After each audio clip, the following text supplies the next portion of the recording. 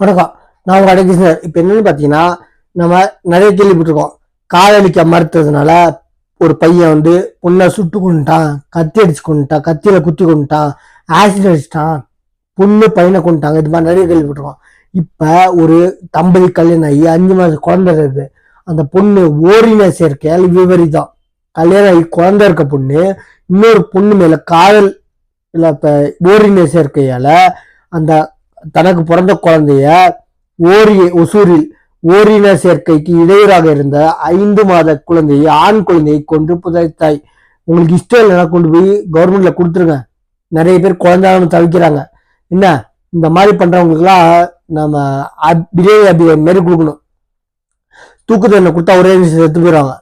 தனக்கு பிறந்த குழந்தைய விவரமே தெரியாத 5 வயசு குழந்தைய கொன்று கலைவெல்லாம் மனுஷியா என்ன எக்காரணத்தை கொண்டு இவங்களுக்கெல்லாம் தண்டனை வந்து சாகர வரைக்கும் அபிநயம் கேஸ்ல கொடுத்த ஜட்ஜி வந்து சொன்னாங்க, எனக்கெல்லாம் இருக்க கோவத்துக்கு உனக்கு இப்பயே உனக்கு தூக்கு தண்டனை கொடுக்கணும். ஆனா தூக்கு தண்டனை கொடுத்தா சட்டங்கள் என் கையை கட்டி போட்டிருக்கு.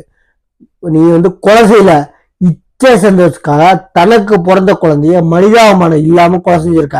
அதனால உனக்கு உச்சபட்ச தண்டனையா தூக்கு தண்டனை இல்ல, அதை விட உச்சபட்ச தண்டனையா சாகர வரைக்கும் சிறையில கஷ்டப்பட்டு செத்து போ அப்படின்னு இருக்காங்க. சரிங்களா? அதே மாதிரி இந்த பொண்ணுக்கும் கிடைக்கும்னு நம்புறேன்.